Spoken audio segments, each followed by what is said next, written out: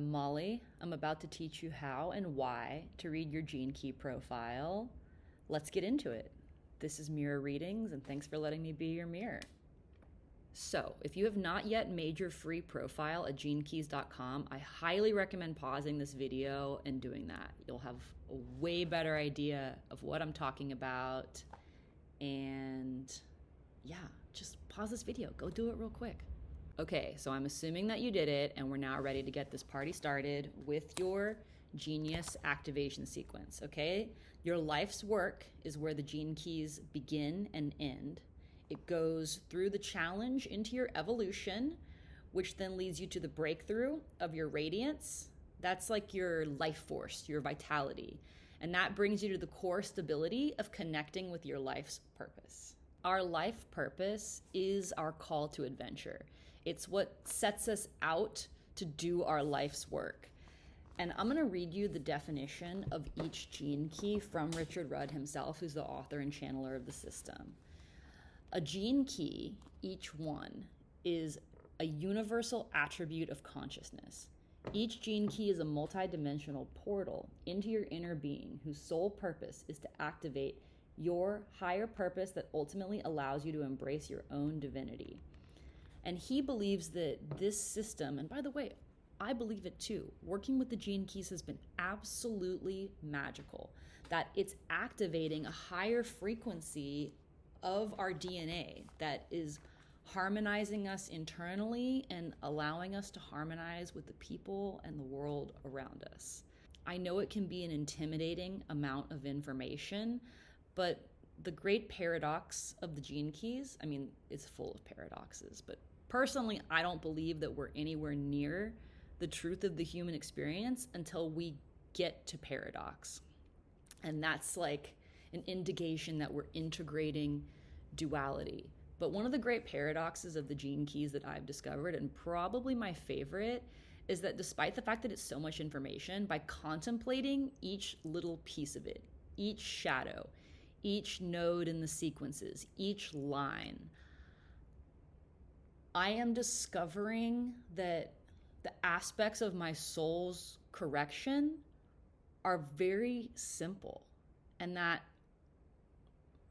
adjusting my attitude to the gift frequency is simply a matter of pattern recognition. First, we have our genius activation sequence. That's like our life path.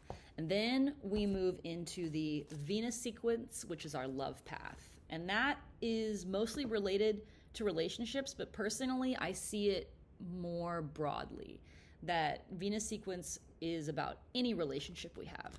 So first, we have connecting our life's purpose. Next is our attraction sphere.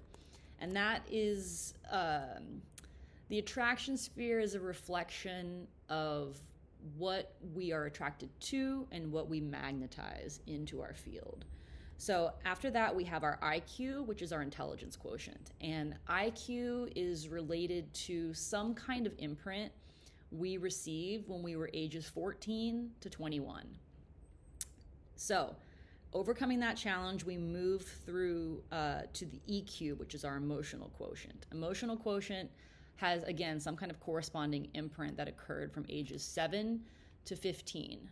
So then we move along the line to the breakthrough. Remember, every sequence of the gene key has a challenge, a breakthrough, and a level of core stability. So we break through to our SQ, which is our spiritual quotient. And that has something to do with an imprint that we received from ages 0 to 7 years old. Then we move along to the path of core stability to our core node. And our core node is where our core wound becomes our core stability. So that's this little node up here right before the pearl sequence, which is blue.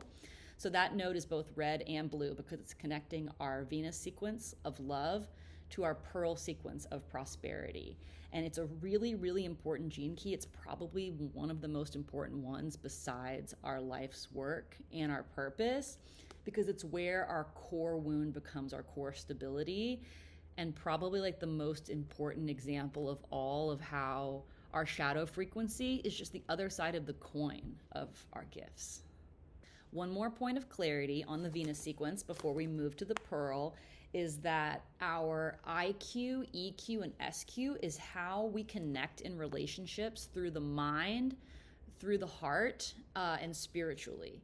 So pay attention to each one of those to see how you show up in relationships and how they connect to each other in terms of moving from the mind to the heart, which is ultimately like the ish of the Venus sequence, is getting out of our heads and learning to live with an open heart. We live all of these lifetimes, we have all of these traumas, our hearts close. The Venus sequence is about how we open our hearts. And finally, we have the Pearl sequence, which is our connection to prosperity. So that sequence takes us from our core wound, that becomes our core stability, through the challenge of culture. So culture is how we fit into society and how we fit into community professionally. So that challenge then takes us to the breakthrough that gets us to our pearl. And that's like our prosperity zenith.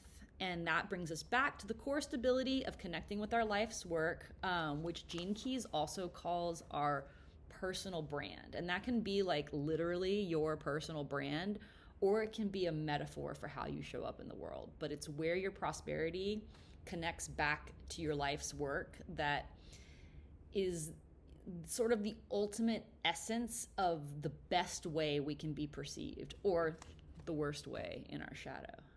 There's also our individuation sequence, which takes us from the bottom of our life's purpose through the attractor sphere, through our SQ spiritual quotient, up through our pearl, and back to our life's work. That's just another way of studying the system and tracking our own personal evolution. There's also the Saturn sequence, which tracks collective evolution. And frankly, if you make it far enough in this channel that we get to the relevance of the Saturn sequence, I owe you a non-alcoholic beverage. Every node in our profile has a shadow frequency, a gift frequency, and what's called a Siddhi frequency. So shadows are aspects of our soul's correction. And again, they're just the other side of the coin from the gift. It's just an attitude or frequency adjustment, as it's called in the Gene Keys. So shadows block our manifestations, our gifts magnetize them, and the Siddhis are levels of transcendence. To me, the Siddhi is useful to contemplate because it's like pointing my energy at what it's going to feel like to become enlightened. To be a true master of myself, it means letting go of individuality. So all the Siddhis are kind of like features of unity consciousness, but again, they're useful to orient towards, to expand our perspectives. And again, before we end this video, back to the great paradox of the Gene Keys. Despite how intimidating it is to just view the sheer volume of information, by digesting it one piece at a time, something truly magical begins to happen. And all of a sudden, things seem way more simple. Like stuff that has baffled me for years in my own life's path has just become so clearly illuminated in terms of how I want to be, what I have to do, and remember, being first, doing second, having third is the correct order of events, because once our being is stabilized, it makes doing a lot easier and having a lot more abundant. So, thanks for watching. I'm your host, Molly, and if you'd like to get a reading with me, please visit mirrorreadings.com or email mirrorreadings@gmail.com. 15% off for all subscribers to this channel, and we'll see you next time.